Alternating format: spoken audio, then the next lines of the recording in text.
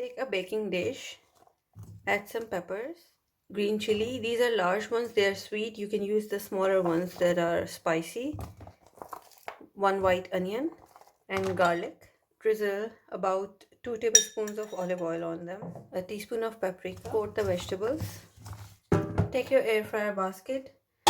Place the vegetables in there. These are gonna go in the air fryer 200 degrees Celsius for about 15 to 20 minutes. The vegetables look like this after 15 minutes. So these are done. Now take a blender, add all the vegetables in. Add a teaspoon of paprika, oregano, salt, some dried basil, of 1 large lemon, some oil, some white vinegar, some onion granules. Now I'm gonna blend all this. This is ready.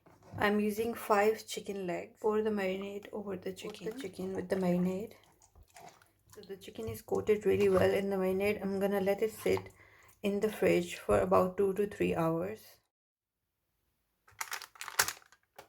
So this is gonna go in the air fryer 200 degrees Celsius for about 25 minutes. So it's been 25 minutes. This is how the chicken looks. Go back in the air fryer 200 degrees Celsius for another 15 minutes. Chicken is ready.